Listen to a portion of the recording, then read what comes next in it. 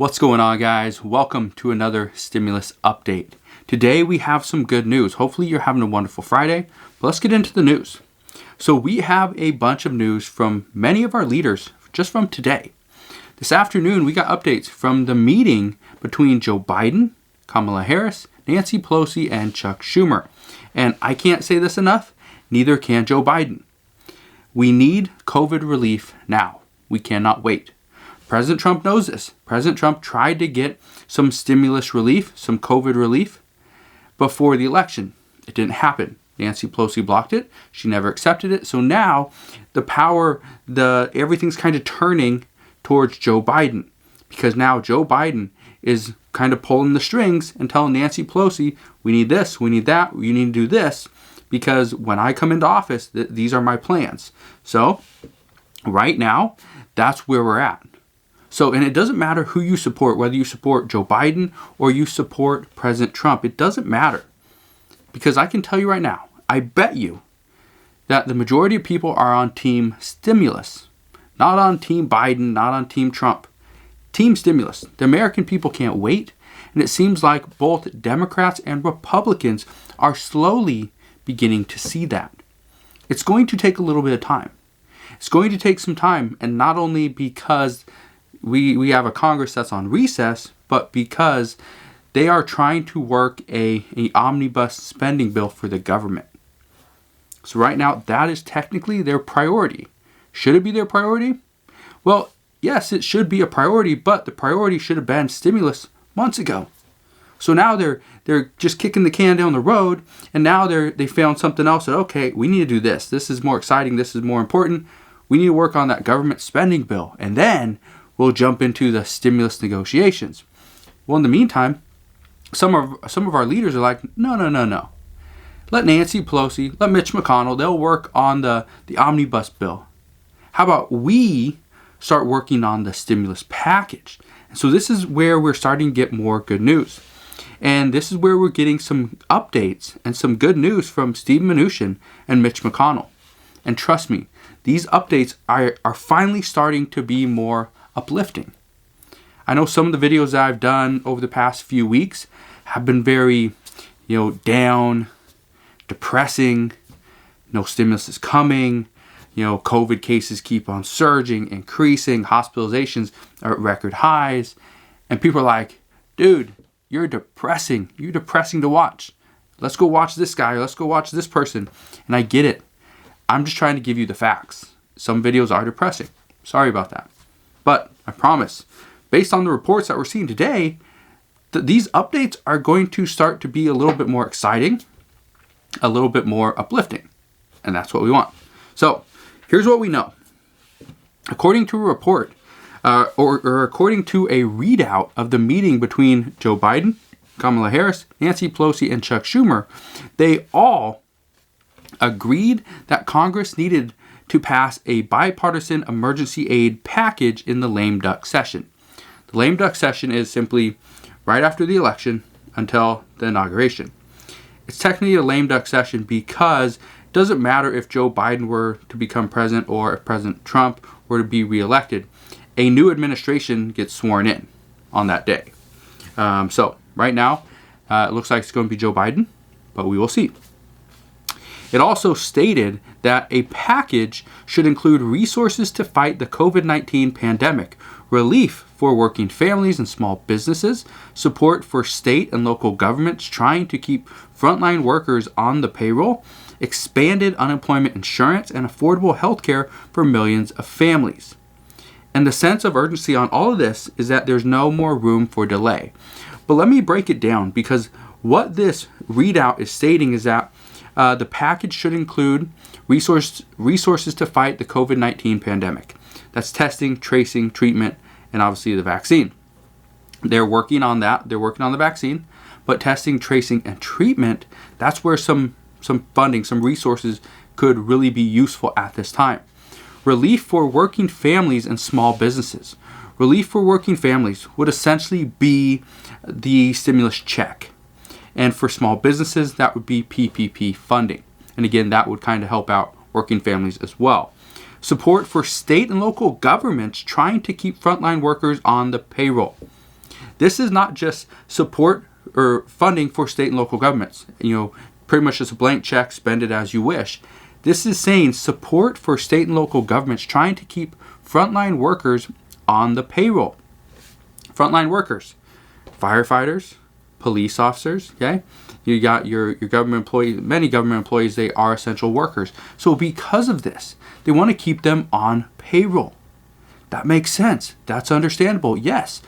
Do firefighters, police officers, do they deserve money? Do they deserve to keep their job during a pandemic? Yes. 100% yes. But do some of the states that were poorly run before the pandemic, do they deserve to be able to take these new funds and go and pay or put money into a fund for pensions and stuff like that? That's not COVID related. So in most cases, no. And that's what Republicans are fighting. But it just comes down to the language. If the bill is written correctly, then this little snafu can easily be resolved. Also, expanded unemployment insurance. Yes, we need additional unemployment because on January 1st, if there is no extension for the pandemic unemployment assistance program, people that are self-employed and gig workers will lose all their unemployment benefits. And those that do have state unemployment benefits currently, they do not get enough money to really provide for themselves and their family because they have taken such a loss. So, yes, that would be great. And affordable health care for millions of families, that's one of the things that is going to be, it's going to be fought. Republicans do not want really to give in to health care for millions of families. In some cases, almost free health care, Medicare for all, things like that. That's not what they want. But they would go for free testing, possibly maybe free, treatment for COVID. That could potentially be there. During this meeting, all members talked about what their plan is, what their goal is. Specifically, Joe Biden talked about what his overall agenda, his outlook for his first 100 days in office will be. And this is going to be including taking aggressive action to contain COVID-19, providing resources to small businesses, families, schools, and state and local governments to power our economic recovery, and investing in the middle class. So yes, it is to help out the lower class, but ultimately the middle class, the bigger class. Republicans want to help out more of the wealthier individuals and the business owners, the people that own stocks, real estate owners, people, the wealthier. But Joe Biden and the Biden administration really want to focus on the middle class. That's where they think they're going to have the greatest impact. And they could, and that's awesome. That's great. One thing that is up in the air at this moment about Joe Biden's plan is that nobody knows if a stimulus package will pass or be agreed upon before he comes into office on January 21st, 2021. And if there is no stimulus package passed before then, that would be first and foremost on his agenda is we need to get this done. We need to do whatever we can. Let's get this passed. American people can't wait any longer. I am now president. I'm going to do whatever I can. That's kind of the way it reads and kind of the way it's looking. Now, currently, because I know you're probably wondering, well, okay, that's great. But that's 2 months down the road. Today is Friday, November 20th. We still got to get to December 20th. And then we get to January 20th. 2 months away. 2 months away until Joe Biden will become the next president. Well, we can't wait. So currently, there are Republicans working on a COVID relief bill as well. Today, Stephen Mnuchin stepped back into the negotiations and spoke with Mark Meadows and Mitch McConnell about putting together a package over the next couple of weeks. This is really good. Stephen Mnuchin stated this morning, and I quote, "I understand that Democrats didn't want us to do anything before the election because they didn't want to do something that could be helpful to the president. But I had hoped, now that we're now past the election, that the Democrats would now work with us." Well, this is one of the reasons I really like Steve Mnuchin. First off, he's extremely level-headed, and he understands the other side's point.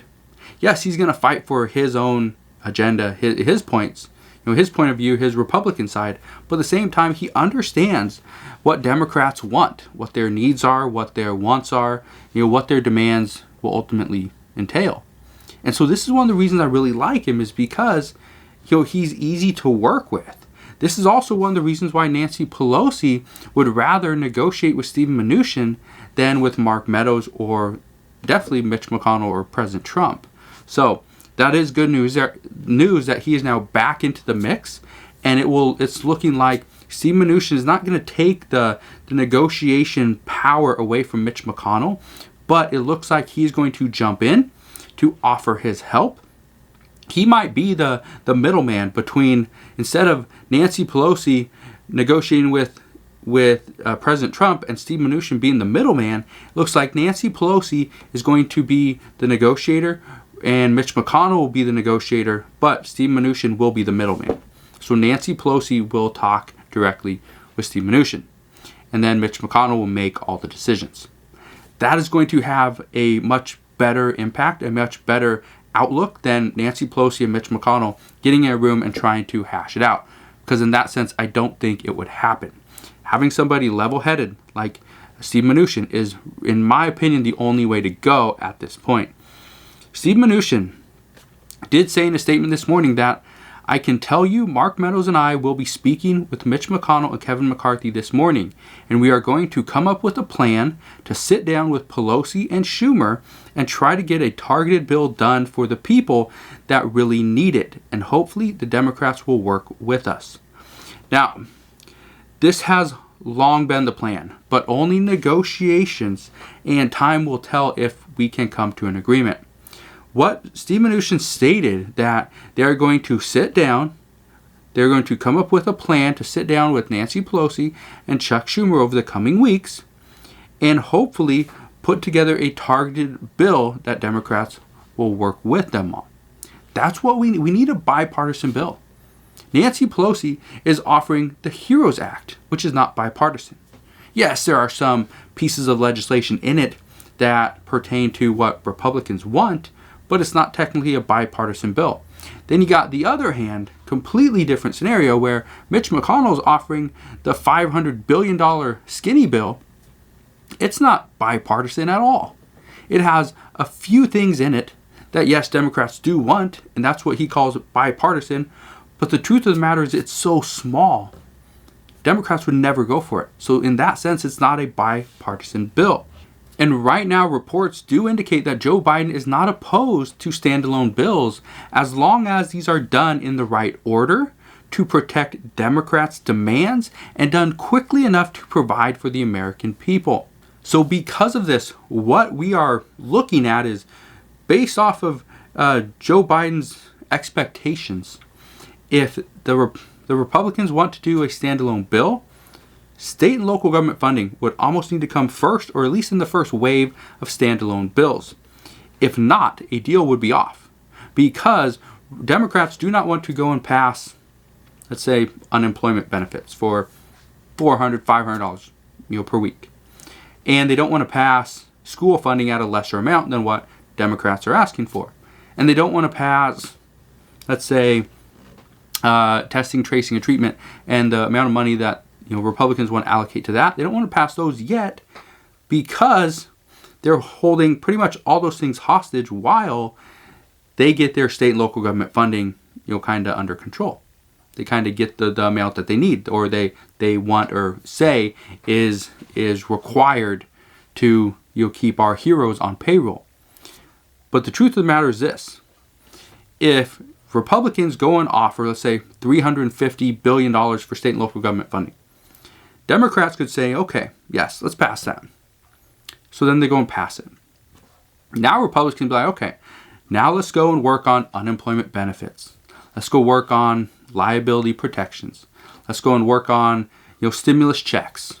Let's go and work on all these other things. Now that you got your main thing, your red line, you got that done. So now let's go work on these other things. Then we can start seeing stimulus negotiations kind of ramp up a little bit. But until then, I don't see it really happening. Now, here's where things really get interesting. Remember yesterday when I said Steve Mnuchin requested the Federal Reserve send back roughly $455 billion. Well, one of the reasons he did this, based on these reports, and based on what he's saying and what Mitch McConnell has stated, is to reallocate those funds to a broader range of COVID relief. Not just to the few emergency programs that they had, but now they're going to pretty much open up to a broad range of COVID relief options. This could include PPP funding, state and local government funding, schools, unemployment, stimulus checks, and so on. This is really good. This is great because Steve Mnuchin can now take that $455 billion and repurpose that money, in addition to Congress passing an additional stimulus package. So here's what I mean. Let's say Mitch McConnell says, okay, let's pass a $500 billion stimulus package. Cool. Nancy Pelosi's never going to go for this. Democrats are never going to support it. Joe Biden would never sign off on this. But Republicans would be all gung-ho for it. Well, if you could count the $500 billion in new funding, okay, new appropriations, and you include the reallocated money, the $455 billion, put those together, now we have $955 billion. This would be much easier to get started with negotiations if you start at roughly $1 trillion as opposed to $500 billion for, on the Democrats, side. So Democrats, they're going to be like, well, we're at 2.4, you're at 500 billion, there's no point to negotiate. But if Democrats are at 2.4, Republicans are at roughly 1 trillion, we're getting closer. But currently, Republicans hold the power. They hold the power in the Senate. And most experts are predicting that in order to get something done, a stimulus package needs to get closer to the $1.4 to $1.5 trillion range in order for Joe Biden to even consider it. But like I said, Republicans hold the power at this point. But all things come down to what could change on January 5th with the Georgia Senate runoff election, which we will know January 5th who wins that, and the next Congress will start on January 6th, just one day later. So if one Republican wins the Georgia Senate runoff, there's 2 seats open. If one Republican wins, then Republicans still remain in control of the Senate. If 2 Democrats win, then the power shifts drastically in Democrats' favor. And it is because of this runoff election that Democrats are more likely to accept a smaller stimulus package now, with the hopes of, and with the plan, according to Nancy Pelosi, they are going to win both of those seats. And if this happens, then they would get one stimulus package now, done in a lame duck session that's going to go to President Trump and to his administration. So it's not going to look bad on Joe Biden. And then when Joe Biden comes into office, and if Democrats were to win those 2 seats, then they can go back and get another stimulus package done. And so they can kind of get both things done. They can kind of get more than what they were expecting. And this could completely change the stimulus negotiations. So right now there's a lot of progress happening. There's a lot of stuff happening that we don't see, and it's happening from our leaders. So this is really good news.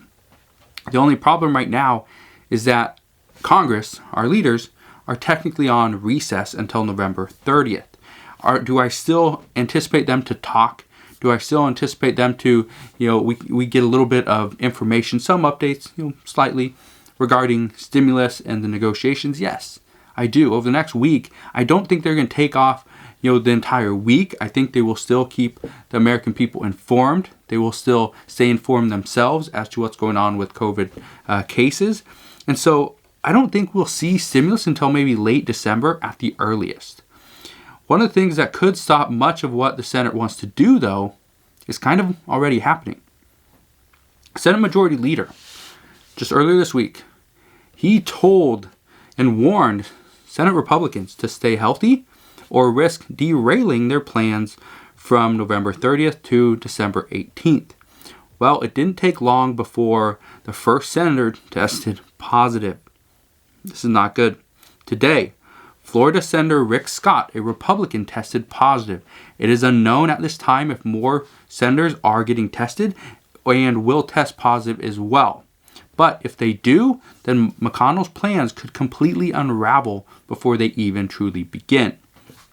And before you go, I want to give you one last warning. The last warning I want to give you is if you have not gotten your stimulus check yet, you have 1 day. one day. You have until tomorrow, November 21st, to claim it through the IRS's website. If you don't, you will not be able to get your stimulus check until you file your federal income tax in 2021. So that is what we know right now. But as always, as I know more, I promise I will share more. Make sure you go ahead, subscribe so I can keep you updated on all things stimulus, and I'll see you guys on the next one.